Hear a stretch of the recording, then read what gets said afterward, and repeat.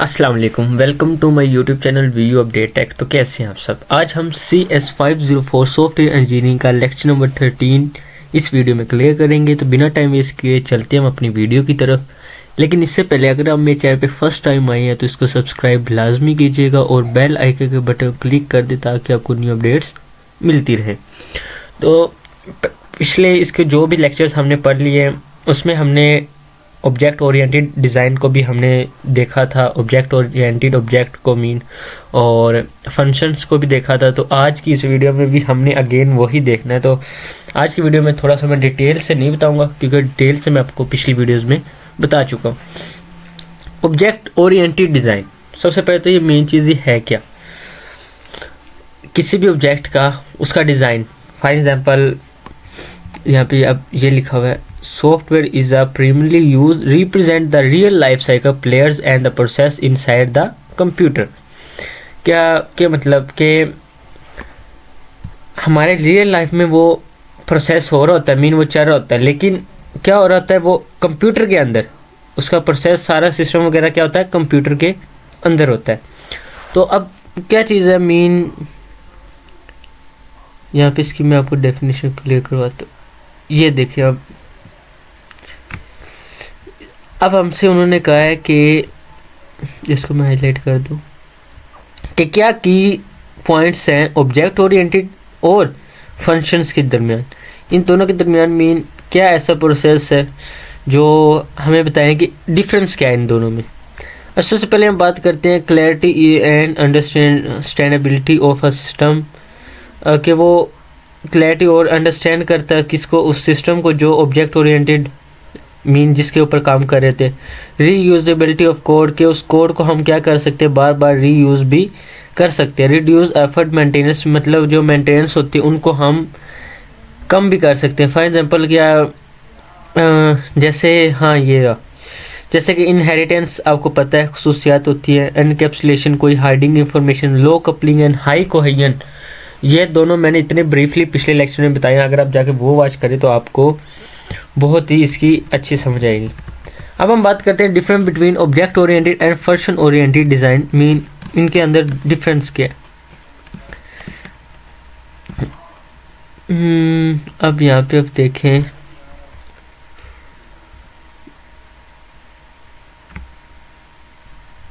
Object oriented paradigm focus both of the functionality and data at the same time. The basic difference between these two decentralized control mechanism versus, तो इनमें क्या main difference है। तो मैं इसको diagram से जब करवाता हूँ तो आपको क्लियर इसकी समझ आएगी। ये हमारे पास फंक्शन है, ठीक है, और ये उनका क्या पता है, उनका डाटा पड़ा। अब फंक्शन का ताल्लुक इससे भी ये हमारे ऑब्जेक्ट्स हैं, ये हमारे फंक्शन है। अब इस फंक्शन का ताल्लुक इससे भी है, इससे भी है, इससे भी है, और इसका इससे भी है, इससे भी है और इससे भी है। ये देख रहे हैं ना आप। तो हर फंक्शन का किसी न किसी ऑब्जेक्ट के साथ ताल्लुक है। लेकिन अब इसका देख लें, इसके साथ भी है, इसके साथ भी, इसके साथ भी, इसके साथ भी। अब ये जो है ना इसका इसके साथ नहीं है। तो फंक्शन क्या करता है, सबको जितने भी ऑब्जेक्ट्स हैं उनको एक दूसरे के साथ उनको जोड़ता है। अब जैसे यहाँ पे हमें अब डाटा दिखाया गया है, डाटा यहाँ पे हमें एक दिया जाएगा, object oriented design components what क्या है, ये हमारे पास आगे इसकी डेफिनेशंस। सबसे पहले आ जाती है ये, इनमें से आप कोई भी कर सकते हैं। अगर आपको ऑब्जेक्ट्स एंड क्लास के बारे में पूछा जाए तो आप इनमें से कोई भी राइट कर दीजिएगा। एक बिहेवियर है, मेथड्स एंड द सिटी, उसके बाद नेक्स्ट, इनमें से कोई भी एक आपने राइट कर देनी है, ठीक है, और आपका वो हो जाएगा।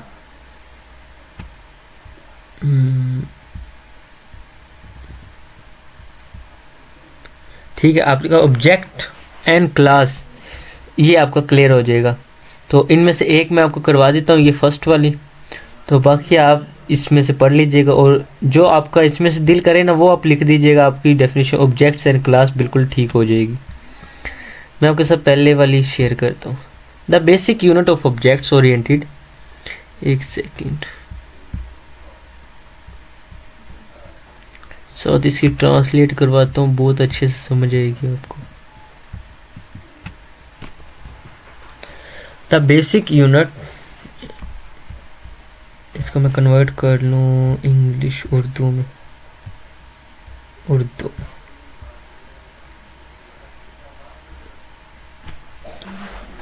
ऑब्जेक्ट्स एंड ओरिएंटेड डिज़ाइन की बुनियादी इकाई एक ऑब्जेक्ट्स है, कि मतलब जो बेसिक यूनिट, इन दोनों का बेसिक यूनिट मतलब ओरिएंटेड डिज़ाइन और ऑब्जेक्ट दोनों एक ही मीन उससे यूनिट से हैं।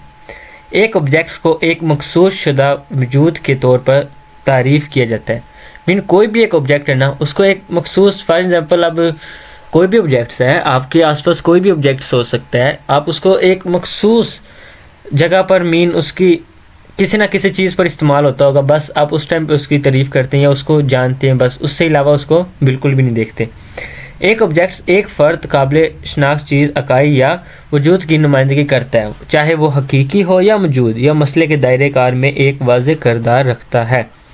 क्या मतलब, एक ऑब्जेक्ट्स को रिप्रेजेंट मीन कोई भी ऑब्जेक्ट्स आपके आसपास पड़ा होगा तो आपने ऑब्जेक्ट्स देखना। अब ऑब्जेक्ट्स में अगर वो काम में आ रहा है तो ठीक है, अगर वो काम में नहीं भी आ रहा है तो भी ठीक है, मीन उसका कोई ना कोई अहम किरदार लाजमी है आपकी लाइफ में। तो द ऑब्जेक्ट्स एंड क्लास हमें यही इसमें बताया गया। ठीक हो गया। उसके बाद नेक्स्ट चलते हैं।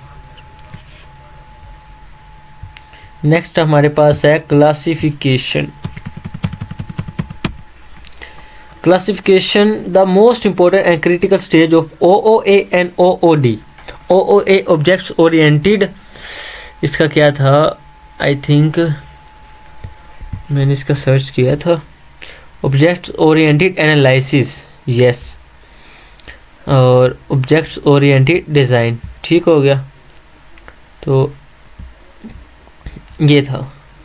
ठीक है, अब क्या इन्होंने हमें एक ऑब्जेक्ट मीन एक, या हमें इसकी हॉर्स की एग्जांपल के ज़रिए हमें बता रहे हैं कि जो उसका डाटा ड्राइवर है, जैसे उसके हेड है, उसके टेल है, उसकी बॉडी है, उसकी लेग है, ये हमारे पास है डाटा, क्या है, डाटा ड्राइवर। ठीक हो गया। अब बिहेवियर क्या है, वो खाता भी है, वो चलता भी है, पीता भी, सोता भी, खाता भी, सारा कुछ उसका बता रहे हैं, वो चलता भी।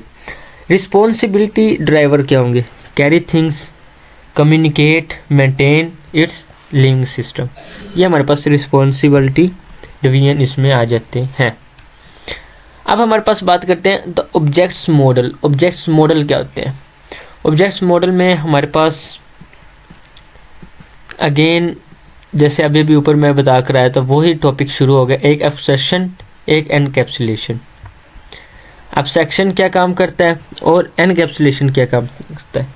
एनकैप्सुलेशन नाम से जाहिर हो रहा है कि एनकैप्सुलेशन, कैप्सुलेशन मीन कैप्सूल की आप एग्जांपल इसके अंदर ले सकते हैं कि आपने कभी ना कभी कैप्सूल देखा होगा मेडिकल स्टोर, या मीन आप दवाई लेने गए होगे, उन्होंने कहा होगा डॉक्टर ने ये आपने कैप्सूल भी खाना है, तो आपने क्या होगा देखा होगा उसके अंदर जो चीज़ होती है वो आप कभी देखते नहीं है, आप जैसे उसको मुँह में रखते हैं, पानी पीते हैं और मीन खा लेते हैं। तो क्या होता है एनकैप्सुलेशन, एनकैप्सुलेशन के अंदर जो चीज़ें थी वो क्या थी, हाइड थी। तो एनकैप्सुलेशन हमारे पास इसी चीज़ को कहते हैं कि वो हाइडिंग इंफॉर्मेशन की डिटेल, ऑब्जेक्ट्स को डिटेल देता है। अब यहाँ पे जो है ये एब्स्ट्रैक्शन हमारे पास प्रोवाइड करता है outside view of the clients and encapsulation provide client seeing the inside view. Encapsulation sorry abstraction encapsulation से बिल्कुल मुख्तलिफ है। एनकैप्सुलेशन अंदर वाली इंफॉर्मेशन को हाइड करता है और एब्स्ट्रैक्शन का क्या काम होता है, बाहर वाली चीज़ों को दिखाना, सी करवाना। अब हमारे पास नेक्स्ट इसमें आ जाता है कि